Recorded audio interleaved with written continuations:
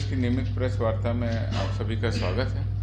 आज दो महत्वपूर्ण विषय हैं जिन पर आपसे वार्ता करेंगे। सबसे पहला ये कि किस तरह से बिहार पुलिस CCTNS और अन्य तकनीकों का उपयोग करके अपनी ऑनलाइन क्रिमिनल ट्रैकिंग सिस्टम को मजबूत कर रही है और किस तरह से अपराधियों की गिरफ्तारी से लेकर के कांडों के उद्भेदन और सज़ा दिलाने तक ये महत्वपूर्ण होगा। जैसा कि आप लोगों को पता है, CCTNS एक बहुआयामी परिकल्पना है जिसके तहत सभी जो हमारे क्रिमिनल जस्टिस सिस्टम के अंग हैं उन सभी को जोड़ा जाना है, जिसमें पुलिस एक महत्वपूर्ण अवयव है, कोर्ट, प्रोसिक्यूशन और जेल, यानी कि इन सभी के बीच में आंकड़ों का आदान प्रदान ऑनलाइन तरीके से ठीक हो।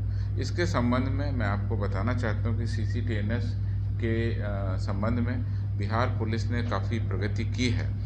इसमें 900 से अधिक थानों में अब हम लोग ऑनलाइन FIR की एंट्री कर रहे हैं। ऑनलाइन FIR की एंट्री से आशय ये है कि पहले लोग अपना पिटीशन थाने में देते थे, उसके बाद थाने में एक रजिस्टर रहता था, उस रजिस्टर में उसके थाने के कॉलम भरे जाते थे और कॉलम भरने के बाद उसको सॉफ्टवेयर या डेटा एंट्री के पास भेजा जाता था। उसके बाद वो डेटा एंट्री करते थे, उसके बाद में FIR CCTNS पर अपलोड होती थी। इसमें कुछ विलम्ब होता था। अब निर्णय ये लिया गया है कि जैसे ही थाने में कोई आवेदन देंगे उस पर FIR होना है तो डायरेक्ट कंप्यूटर पर ही CCTNS का फॉर्म खोल करके उसमें डायरेक्ट ही हम लोग FIR की एंट्री थाने से कर देंगे और जैसे ही थाने की एंट्री होगी उसको हम सेंड करेंगे तो कोर्ट को और बाकी जगह जहाँ भी FIR जानी चाहिए वहाँ पहुँच जाएगी। साथ ही साथ उसकी हम एक प्रिंट कॉपी लेंगे जितनी हमको लेनी है और प्रिंट कॉपी लेने के बाद उसको हम सर्व संबंधित को फिजिकल कॉपी भी हम लोग न्यायालय में उपलब्ध कराएंगे। तो इस तरीके से ऑनलाइन FIR की सूचना सभी जगह होगी और चूँकि ये CCTNS का नेटवर्क पूरे देश में जुड़ा रहेगा, इस तरह से हमारी FIR को बाकी लोग भी ऑनलाइन आसानी से और जल्दी से पढ़ सकेंगे और देख सकेंगे।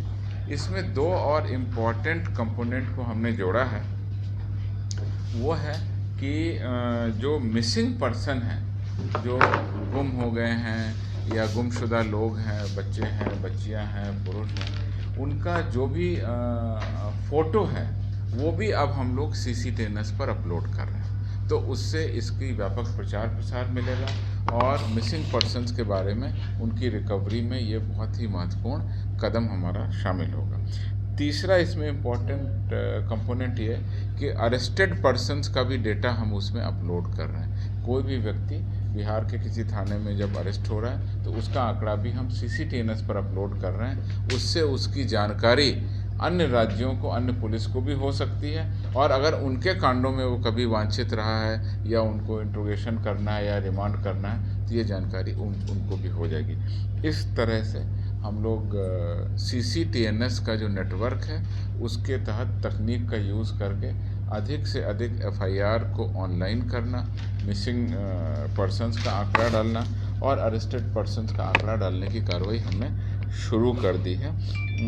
ऑनलाइन FIR अभी हमारे यहाँ करीब 50% थानों में शुरू हो गई है। हम लोगों का आकलन है कि लगभग 2 से 3 महीने के अंदर हम लोग सभी थानों में इसको हम लोग प्रारंभ कर दें और FIR अब डायरेक्ट कंप्यूटर पर ही भरा जाएगा, फिजिकल फॉर्म में भरने की आवश्यकता नहीं है। इसके अलावा इसमें जो हमारी मिसिंग व्हीकल है, जो हमारी गाड़ियाँ या हमारी मोबाइल फ़ोन या इस तरह की कोई भी इम्पोर्टेंट संपत्ति मिसिंग व्हीकल के संबंध में कोई आंकड़ा है, उसको भी डालने की प्रक्रिया अब हम लोग इसमें शुरू कर देंगे। इसके अलावा क्रिमिनल मैटर्स में क्रिमिनल मल्टी एजेंसी सेंटर, क्राइमैक बोलते हैं, उस क्राइमैक के सॉफ्टवेयर पर भी बिहार पुलिस काम कर रही है और उसके तहत अपराध कर्मियों का आदान प्रदान एक राज्य से दूसरे राज्य की पुलिस के बीच बहुत आसानी से होगा। इस क्राइमैक सॉफ्टवेयर पर भी हम लोग कार्रवाई कर रहे हैं। इस पूरी तैयारी में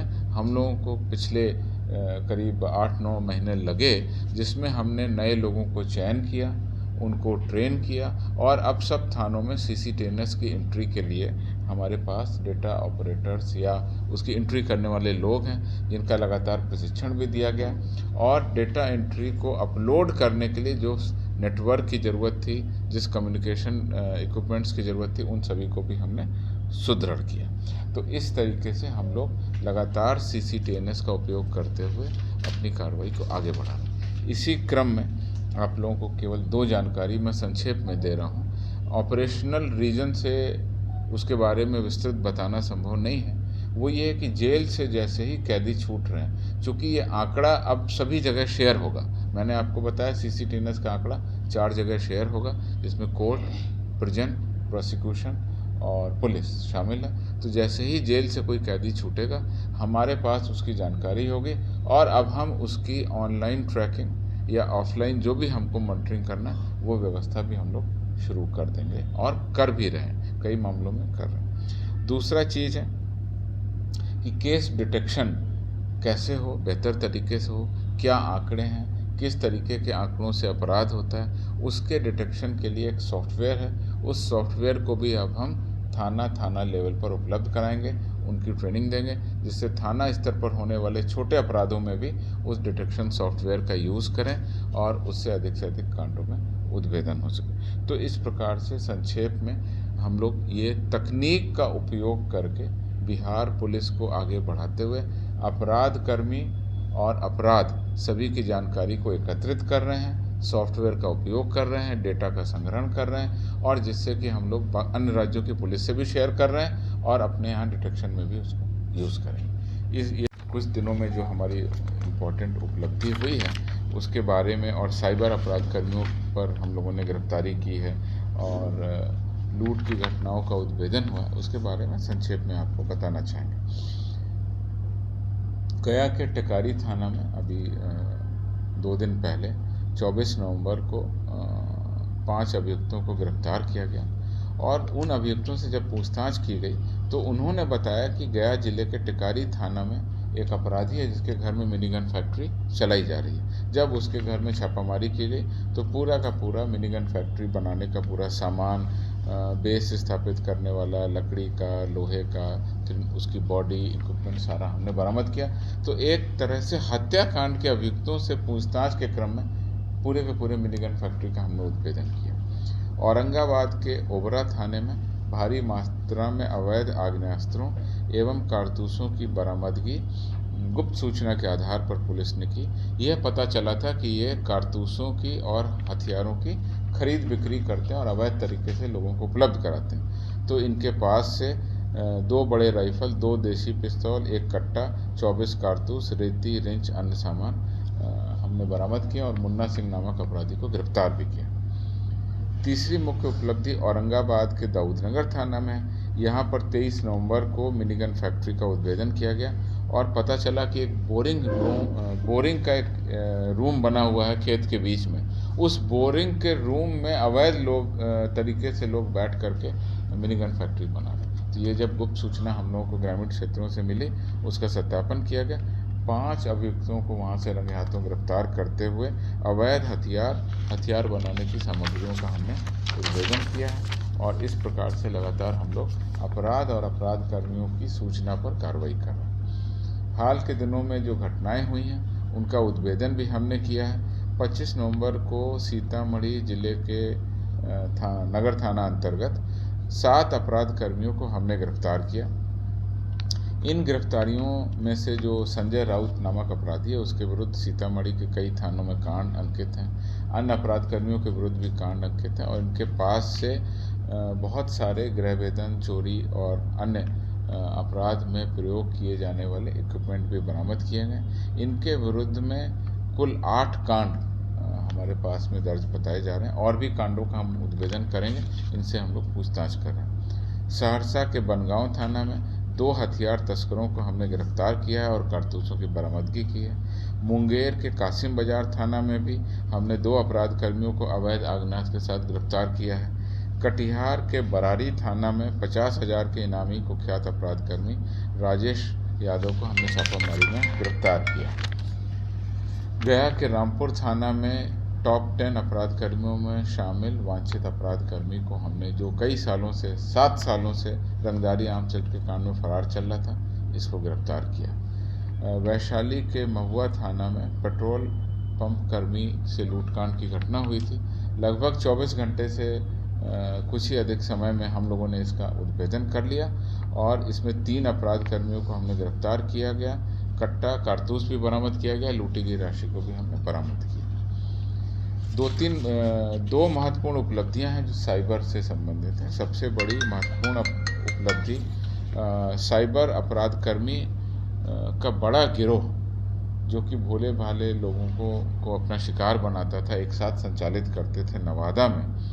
वहाँ पर साइबर थाना के द्वारा उनका लोकेशन लिया गया और नवादा के वर्सलीगंज थाना क्षेत्र में छापामारी की गई और उसमें से 18 अपराध कर्मियों को घटना स्थल से हम लोगों ने गिरफ्तार किया। इन लोगों ने पूरे भारत में कई लोगों को लोन के नाम पर, कई लोगों को फाइनेंस कराने के नाम पर ठगी करते थे, जिसमें धनी फाइनेंस, SBI, इस्लामिक फाइनेंस इत्यादि लोगों के नाम पर लोगों से आधार कार्ड इत्यादि भी प्राप्त कर लेते थे, झांसा देते थे। इनके पास से हथियार भी बरामद हुआ और करीब 81,700 रुपये राशि भी बरामद की है। बेगूसराय के साइबर थाना में ATM कार्ड बदलकर साइबर ठगी करने वाले एक अपराध कर्मी को हमने गिरफ्तार किया। इसने एक व्यक्ति से ATM से पैसा निकालने के क्रम में उस व्यक्ति का कार्ड ही बदल दिया और करीब 1.5 लाख रुपए की निकासी कर ली। इसमें हम लोगों ने पूरी जांच की तो अपराध कर्मी का नाम क्लियर हुआ। उसके बाद हम लोगों ने उसको गिरफ्तार भी किया तो उसके पास से PNB का खाता चेकबुक एक, HDFC का चेकबुक एक, IDBI बैंक का चेकबुक एक, यूको बैंक का ATM कार्ड और अन्य आधार कार्ड, पैन कार्ड इत्यादि सब बरामद किया।